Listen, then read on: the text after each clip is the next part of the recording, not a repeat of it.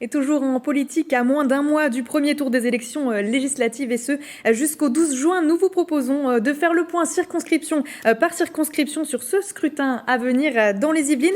Wilfried Richy, rédacteur en chef de TV78, c'est avec vous que nous allons commencer. Bonsoir. Bonsoir Justine, on va débuter par la première circonscription. Exactement. Forcément, Montigny-le-Bretonneux, Guyancourt, la majorité de Versailles. Ça c'est pour la délimitation géographique de cette première circonscription des Yvelines. Je vais vous épargner la délimitation à la rue près, ça prête forcément à sourire. Quand le découpage se fait au milieu d'une commune, quoi qu'il en soit, sur le plan électoral, cette première circonscription a toujours penché sous la 5e République vers la droite, vers le centre droit, si on exclut tout de même le scrutin de 2017 qui a vu donc la victoire de la République en marche face à l'UMP, victoire d'une courte tête, 51-06 pour Didier Bécher contre le républicain François-Xavier Bellamy. Et pour cette élection 2022, le casting change. Alors tout d'abord, exit Didier Bécher, le sortant pour la majorité présidentielle.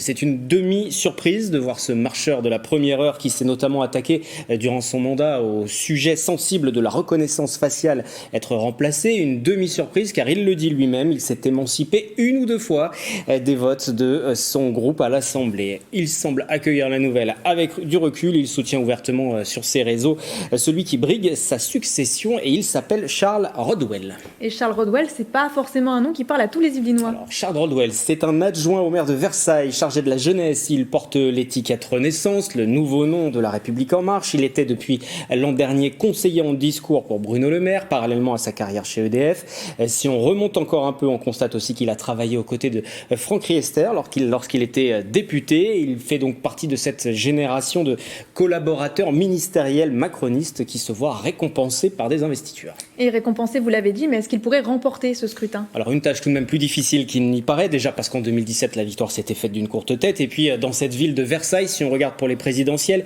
Éric Zemmour a totalisé un peu plus de 18% des suffrages dès le premier tour, il est arrivé deuxième derrière Emmanuel Macron, et puis dans la ville d'à côté, qui fait aussi partie de cette circonscription, celle de Guyancourt, Jean-Luc Mélenchon lui a totalisé 35% et il est arrivé devant Emmanuel Macron. Les deux candidats en tout cas qui peuvent bénéficier de cet élan, ce sont Sébastien Ramage pour la NUP, appelez-la comme vous voulez cette alliance, et puis Laurence Trochu pour Reconquête également.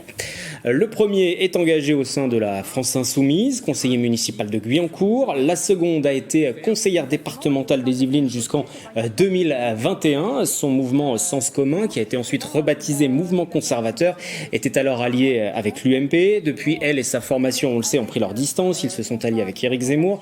Après la défaite d'Éric Ciotti lors de la primaire de la droite, c'est la frange la plus dure de la droite. On se souvient aussi que pour ses débuts en politique, Laurence Trochu avait milité au sein de la Manif pour tous. Et donc, quels sont finalement les autres candidats qui se présentent dans cette circonscription ? Alors tout d'abord, du côté républicain, autre conseiller municipal de Versailles qui se présente, Olivier Delafère, également conseiller départemental. Il était candidat à l'investiture de son parti déjà, lui, en 2017. Mais vous l'aviez compris, à l'époque, il avait été battu par François-Xavier Bellamy, qui lui avait été préféré. Et puis on notera aussi la présence d'une candidate du parti animaliste ou encore d'un candidat de lutte ouvrière. Et puis aussi une surprise pour le Rassemblement national, la candidate Anne Jacquemin est épaulée par Bruno Gollnisch en tant que suppléant. Il a déjà siégé dans l'hémicycle. Attention, c'était entre 86 et 88, Justine, pour la circonscription du Rhône. Il a surtout été vice-président du Front National et puis c'était l'artisan de la campagne de Jean-Marie Le Pen en 2002. Il est de retour en politique avec quelques années de plus en tant que suppléant dans notre circonscription de Versailles. Là aussi, un parachutage, mais ce n'est pas le seul. On pourrait en parler des heures sur cette antenne aussi. En tout cas, on en a parlé pour l'instant et c'est très bien. Du coup, le scrutin à 12 et 19 juin. Merci beaucoup Wilfried Richy d'avoir été avec nous, rédacteur en chef de TV78. Et demain, mercredi, focus sur la deuxième circonscription des Yvelines dans votre journal local.